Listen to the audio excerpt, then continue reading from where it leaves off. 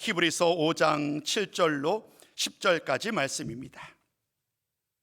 히브리서 5장 7절로 우리 10절까지 말씀을 우리 함께 좀 봉독하셨으면 좋겠어요. 우리 한 목소리로 함께 봉독합니다. 7절입니다. 시작.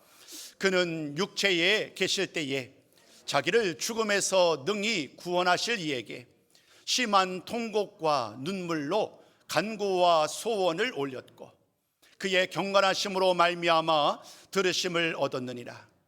그가 아들이시면서도 받으신 고난으로 순종함을 배워서 온전하게 되셨은즉 자기에게 순종하는 모든 자에게 영원한 구원의 근원이 되시고 하나님께 멜기세덱의 반차를 따른 대제사장이라 칭하심을 받으셨느니라. 아멘. 오늘 4월의 첫 주일을 맞이하여서 함께 나눌 말씀의 제목은 완전한 대로 나아갑시다입니다. 우리 한번 선포해 볼까요? 함께 했습니다. 시작. 완전한 대로 나아갑시다. 한 번 더요. 시작. 완전한 대로 나아갑시다. 완전한 대로 나아갑시다. 이 말씀은 우리 삶의 여정 가운데 주시는 말씀이에요. 여러분 운동을 좋아하시는지요? 짬이 내실 때에 잠시 시간이 되실 때에 여러분은 어떤 운동을 가지고 여가를 보내신지 모르겠어요. 운동을 좋아하는 것과 실제 그 운동을 하는 것은 또 다르지요. 저 역시 참 운동을 좋아합니다만은 근데 게을러진 것 같아요. 그 운동을 통해서 얻는 그 막 기쁨을 요즘엔 잘 누리지 못해요. 예전에는 참 공 차는 것도 좋아하고 축구, 족구, 탁구도 참 좋아했는데 또 사이클을 타고 좀 돌아다니는 것도 참 좋아했는데 참 여간해서 시간을 내기가 어렵지요. 예수를 만난 이후로 믿음의 여정을 걸어가고 있는 그 과정 속에서 우리는 어느 한 지점을 통과하고 있어요. 때로는 정말 높은 고바위를 걸어가는 그러한 정말 힘겨운 시간을 경험할 때도 있을 것이고 아주 평지를 걸어가는 정말 기쁨으로 정말 온 주변에 아름다운 꽃이 만발한 그러한 시간을 보면서 우리가 기쁨을 걸어가는 그러한 계절도 경험하겠지요. 우리의 인생은 마치 마라톤과 같습니다. 인생의 모든 여정 가운데 수많은 일들이 일어나고 또 지나가고 또 새로운 일들이 맞닥뜨려지게 되지요. 그 모든 인생의 여정 가운데 오늘 우리는 어느 곳에 위치하고 있고 어떻게 살아가고 있는가? 잠시 쉬면서 우리의 믿음과 우리의 신앙을 돌아보는 것은 매우 유익합니다. 왜냐하면 지금 이 시대가 너무나도 분주한 시대, 바쁘게 살아가는 시대를 살아가고 있잖아요. 그러다 보니까 조금이라도 좀 여유를 가지고 쉬면 좋겠는데 쉴 수 있는 시간 자체가 우리가 허락되지 않아요. 바쁘게 살아가는 우리의 모든 삶의 여정들은 우리의 믿음도 다르지 않습니다.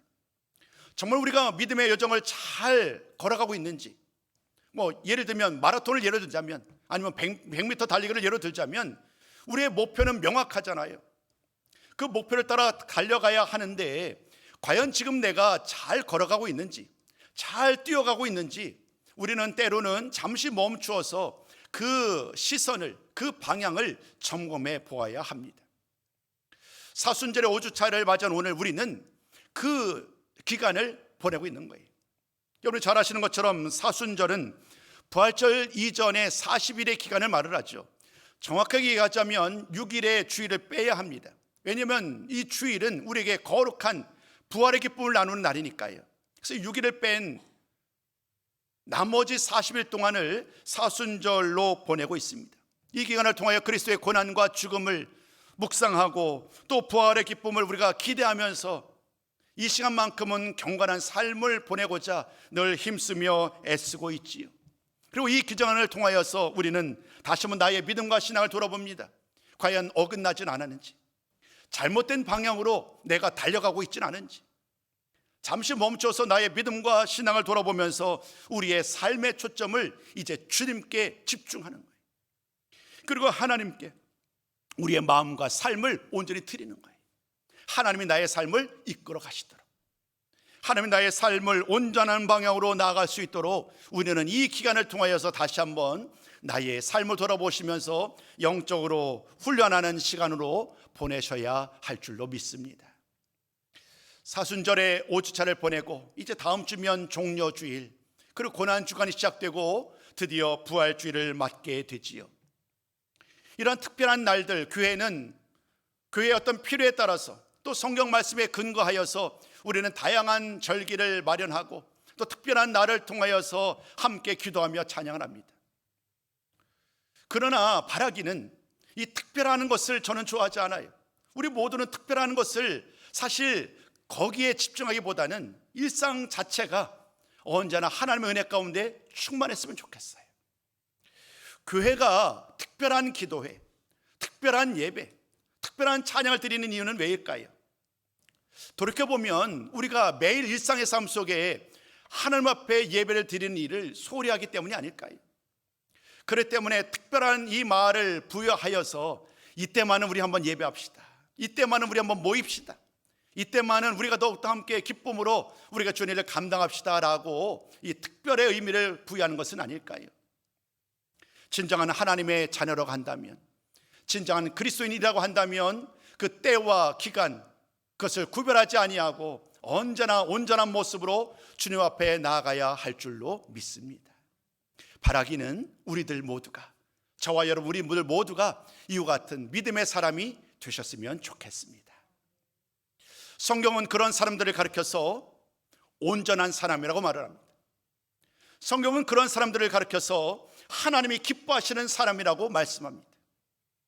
하나님이 기뻐하시는 사람, 하나님이 찾으시는 사람, 온전하고 성숙한 사람. 오늘 저는 여러분들과 함께 이 주제를 가지고 말씀을 전하고 합니다. 그리스도인의 온전함. 그리스도인의 온전함. 우리는 어떻게 온전해질 수 있을까? 말씀을 통해서 하나씩 살펴보려고 합니다. 온전함이라는 말을 들을 때에 여러분은 어떤 생각이 가장 먼저 떠오르시나요?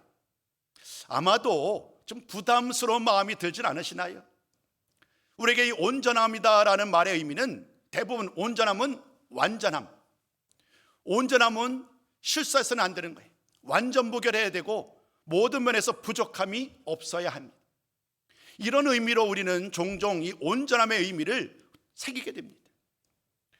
당연히 온전함이라는 말 속에 우리는 그 일을 위해서 희생해야 될 일들, 포기해야 될 일들, 이런 것들이 자연스럽게 떠오르게 되지요.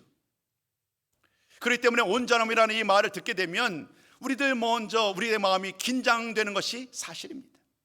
목사인 저 역시 여전히 아직도 완전하지 않기에, 여전히 부족하기에 이 성경에서 말씀하는 이 온전함의 말씀을 들을 때마다 저는 역시 겸손함으로 나갈 수밖에 없습니다.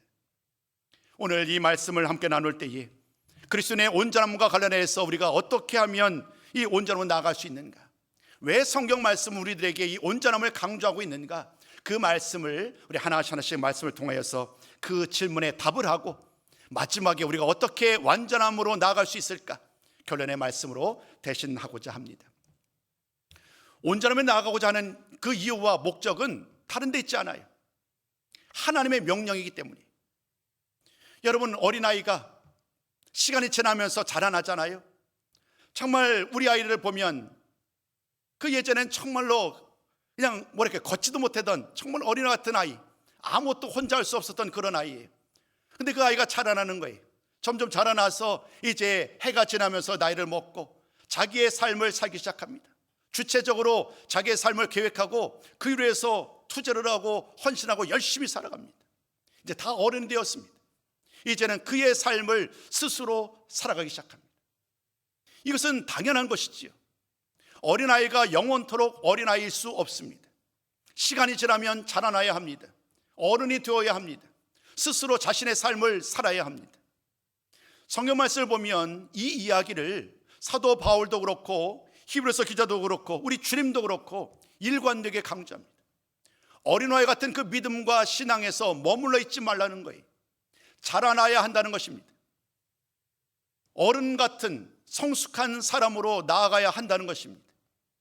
이 말씀 중에서 가장 대표적인 말씀이 바로 고린도전서 13장 11절이 아닐까 싶습니다. 우리 한번 주님께서 사도 바울의 입을 통해 주셨던 이 말씀 같이 한번 나눠보도록 합니다. 시작. 내가 어렸을 때에는 말하는 것이 어린아이와 같고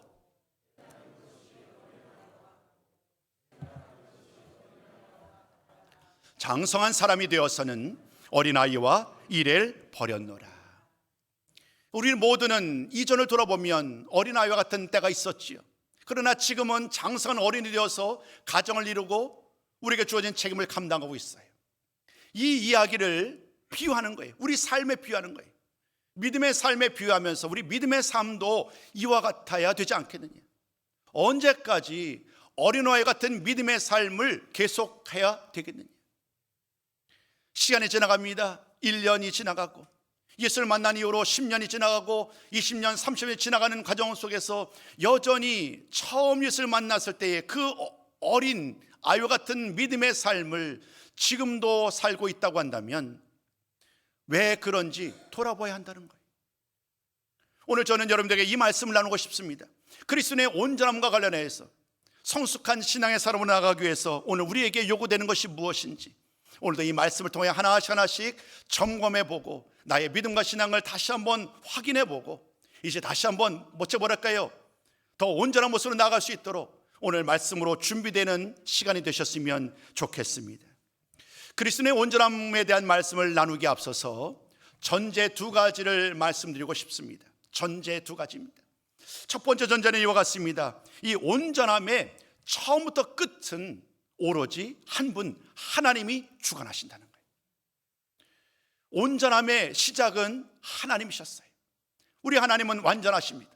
말씀으로 천지를 창조하시고 영원토록 하시는 분, 그분이 바로 우리가 믿는 하나님이십니다. 우리 하나님은 완전하신 하나님이십니다. 그 완전하신 하나님께서 이렇게 말씀하는 거예요. 너희들도 완전하라. 하나님이 완전하니 우리 주님께서 마태복음 5장 48절에서 말씀하셨잖아요. 하나님이 온전하니 우리들도 온전해야 한다고요. 하나님께서는 하나님의 자녀를 통하여서 그 온전함으로 나아가셔서 거룩함으로 나아가시고 성숙함으로 나아가셔서 그 모든 삶을 통하여 영광 받기를 원하시는 줄로 믿습니다. 우리 하나님은요, 우리를 하나님의 자녀 삼으신 것은요, 그들을 통하여 매일매일 변화되는 삶을 통하여 하나님이 기뻐 받으시기 원합니다. 저는 아직 아이들이 결혼하지 않았어요. 그래서 아직 손주들을 보질 않았어요. 주변에 있는 많은 분들의 얘기를 들어보면 자식과는 비교할 수 없는 또 다른 즐거움이 있다고 그러더라고요. 손주를 바라보면 그토록 행복하다. 아마도 손주를 보신 분들은 아마도 그 기쁨을 누리고 계시겠지요. 시간이 지나면 자라나고 또 다른 가정을 이루듯이 오늘 하나님이 기뻐하실 모습을 한번 상상해 보시자고요. 손주를 바라보면서 기뻐하시는 그 부모의 마음, 그 할아버지 할머니의 마음이 우리 하나님의 마음이 아니실까요? 지극히 연약했던 어려 같은 아이가 자라나서 어른이 되듯이 우리의 믿음이 연약하였는데 하루하루 지나면서 나의 믿음이 이제 온전히 뿌리를 내리고 말씀 가운데 자라나서 정말 굳건한 믿음의 삶을 살아가는 그 모습을 바라보시는 하나님의 마음이, 하나님의 모습이 얼마나 기쁘실까.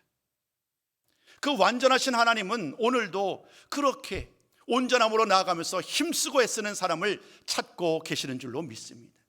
그리고 하나님은 그 사람이, 그 온전함으로 나아가는 그 사람이 바로 저와 여러분, 우리들이 되기를 원하신다는 거예요.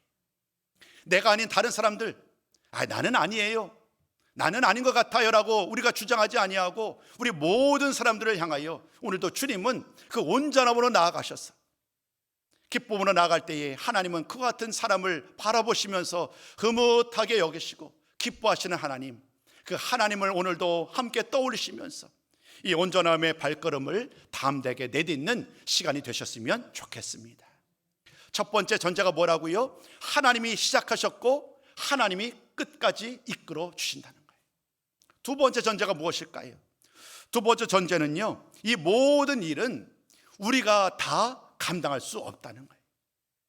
내가 의지로, 내가 어린이 되었기 때문에 내가 모든 일을 결단하고 다 할 수 있지만 이 온전하게 되는 일은 달라요. 내가 온전히 될 수 없다는 거예요. 성경 말씀은요, 이 온전함에 되는 과정 속에서 하나님이 시작하셨고 끝을 내셨는데 그 모든 과정 속에서 우리들로 하여금 온전함에 이를 수 있도록 하나님이 또 다른 돕는 사람을 보내주셨다고 말합니다. 그것이 바로 보혜사입니다.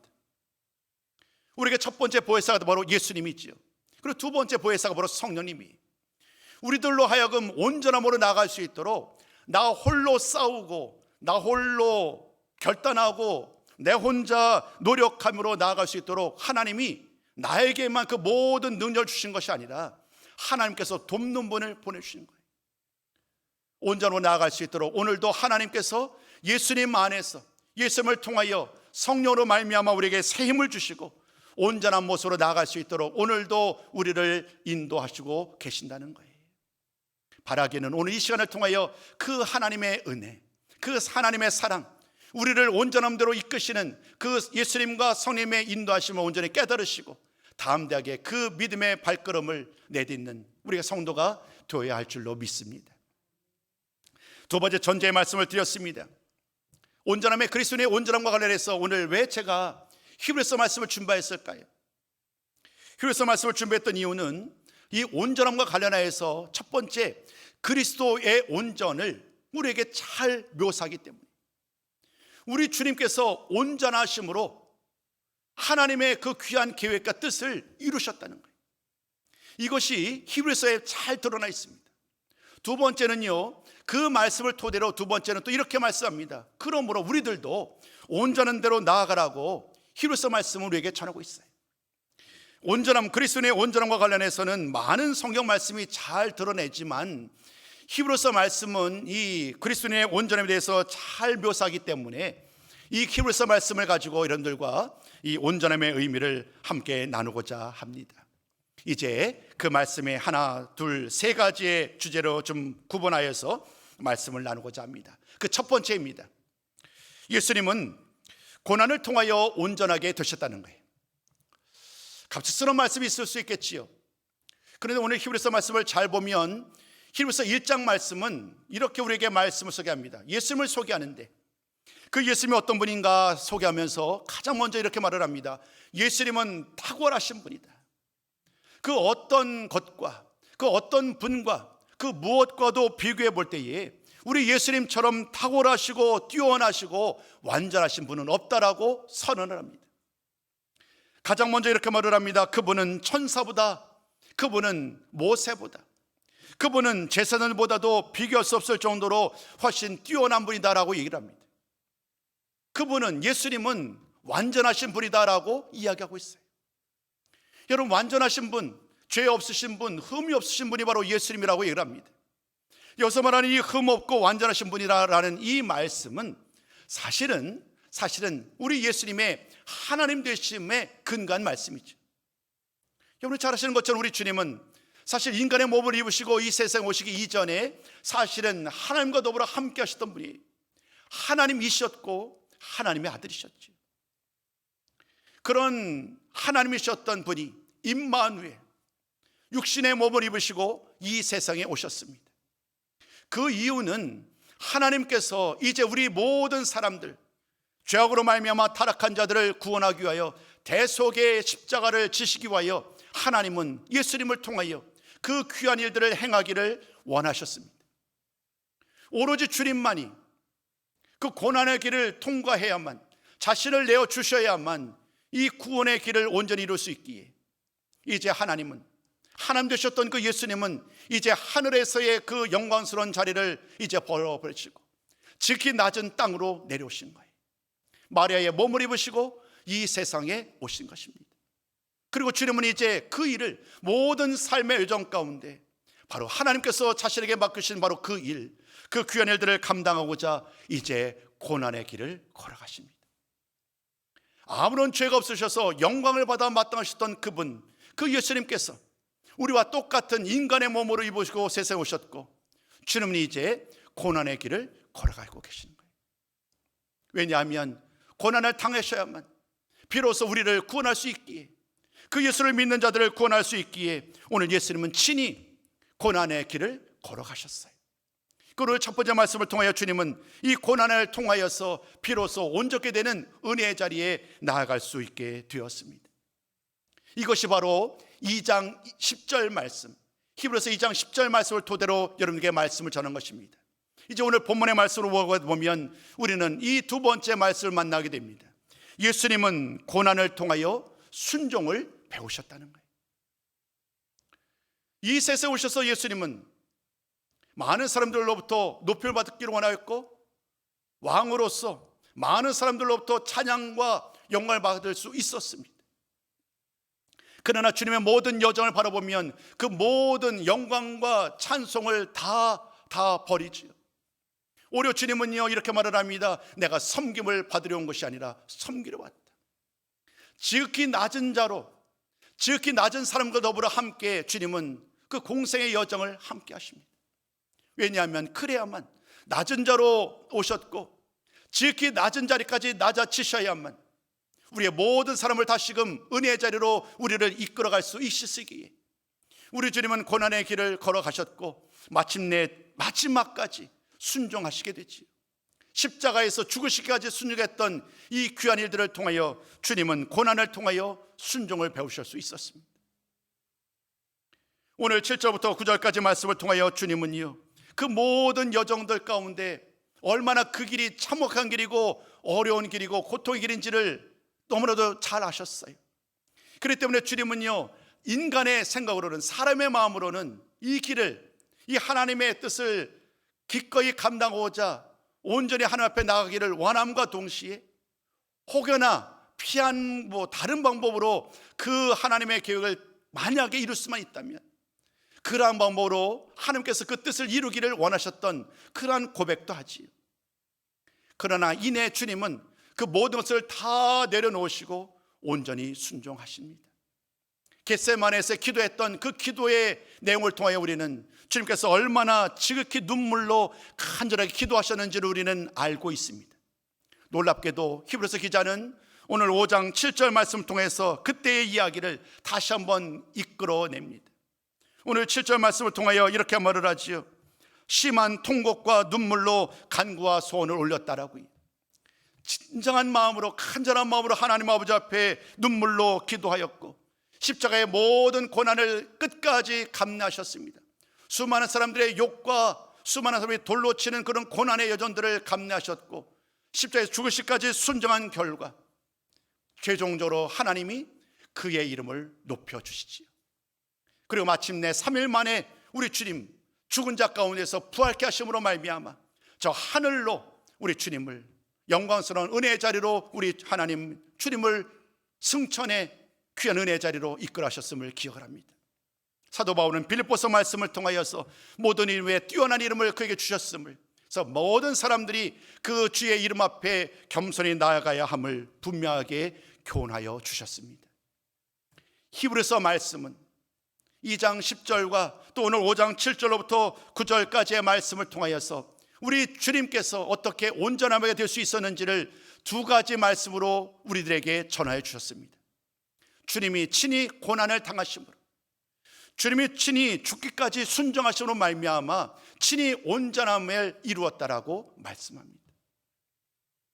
이제 오늘 가장 중요한 세 번째 말씀을 전하고자 합니다.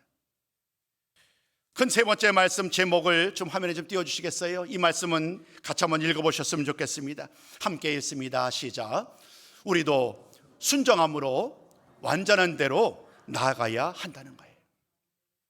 지금까지는 우리 주님께서 고난을 당하시고 순종하심으로 말미암아 온전케 되셨다라는 말씀을 전했습니다. 주님의 고난과 주님의 순종과 주님의 온전케 됨의 이야기였어요. 그런데 오늘 말씀은 그것으로 끝나지 않아요. 히브리서 5장 11절부터 시작되는 나머지 6장과 7장까지 이어지는 말씀을 잘 보면 이렇게 말씀합니다. 그리스도께서 친히 고난을 당하시고 순종하심으로 말미암아 온전함에 이르게 되었으니 이제 우리들 모두는 그 주님께서 온전함에 이른 것처럼 모든 사람들, 예수를 믿는 모든 사람들 역시 주께 순종하는 모든 사람들을 온전하게 할 수 있는 그 길을 열어놓으셨다는 거예요. 나의 힘으로는, 나의 능력으로는 온전함으로 나갈 수 없는데 하나님께서 예수님을 통하여 그 고난당하시고 죽음당하시고 순종하셨던 그 주님의 순종하심으로 말미암아 온전하게 되는 길을 열어놓으셨으니 이제 우리들 모두도, 예수를 믿는 우리 모두도 예수님 안에서 온전하게 될 수 있다는 것입니다. 처음 시작할 때 이렇게 말씀드렸어요. 온전한 것은 완전복이라는 것이 아니다라고 말씀드렸어요. 온전하다는 것은요, 성숙함으로 나아가는 것이라고 말씀드렸어요. 어린아이 같은 믿음 안에 머물러 있지 아니하고 매일매일 일신우일신, 어제보다 오늘이, 오늘보다 내일이 더 주님 보시기에 나의 믿음과 신앙에서 진전이 있고 성숙함으로 나아가기를 주님도 원하고 계신다는 거예요. 오늘 하나님은 그런 우리들, 매일매일 새로워지고 주의 말씀 가운데 든든히 서가는 그런 믿음의 사람들을 찾고 계시는 줄로 믿습니다. 오늘 주님께서 친히 고난과 순종을 통하여 그 길을 열어놓으셨으니 이제 우리가 해야 할 일이 남아있는 거예요. 주님께서 모든 것들을 만반의 준비를 다 갖춰 놓으셨으니 이제부터는요, 누가 이 일을 감당해야 될까요? 바로 예수를 믿는 우리들이 이 온전함에 이를 수 있도록 나아가셔야 한다는 거예요. 그것이 바로 오늘 6장 1절과 2절 말씀의 이야기입니다. 우리 한번 오늘 그 말씀 6장 1절과 2절 말씀을 같이 한번 읽어봅니다. 자, 시작. 그러므로 우리가 그리스도의 도의 초벌을 버리고 완전한 대로 나아갈지니라. 아멘. 그리스도의 도의 초벌을, 어린아이 같은 믿음 속에서 계속 머물러 있지 말고 이제 믿음의 진전을 이루자는 거예요. 성숙함으로 나아가시자는 거예요. 장성불량 이르기까지 우리 한번 믿음으로 달려가 보시자는 거예요. 오늘 주님은 이 말씀을 통하여 우리들에게 묻고 계시는 것입니다. 오늘 우리들은 과연 얼마나 믿음의 진전을 이루고 있고 성숙한 사람으로 살아가고 있는가? 언제나 그래 왔듯이 오늘 저는 여러분들에게 우리도 순종하고 완전한 대로 나아가야 한다라는 이런 새로운 은혜의 시작이 이미 시작되었음을 나누었습니다. 그러나 그것만으로 충분하지 않습니다. 우리 하나님은, 우리 주님은 우리들로 하여금 이 온전함으로 나아가는 과정 속에서 나 홀로 달려가도록 하나님은, 우리 주님은 그냥 내버려두지 않으시는 거예요. 우리에게 친절하게 우리가 어떻게 온전한 대로 나아갈 수 있는지 그 방법을, 그 길을 알려주셨어요. 이제 그 방법을 여러분들에게 소개하는 것으로 오늘 모든 말씀을 좀 마무리하려고 합니다. 화면에 좀 띄워주실까요?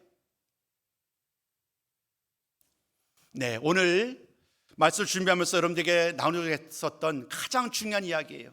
메모를 하셔도 좋겠고요, 아니면 뭐 핸드폰으로 이 사진을 찍어도 좋을 것 같아요.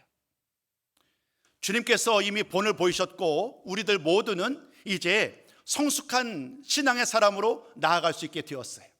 이것은 분명합니다. 특별한 몇몇 사람들만이 아닌 모든 사람들에게 주어진 하나님의 은혜요, 복이라는 거예요. 자, 이제는 중요한 것이거예요. 어떻게 하면 온전한 대로 나아갈 수 있을까? 성숙한 사람으로 나아갈 수 있을까?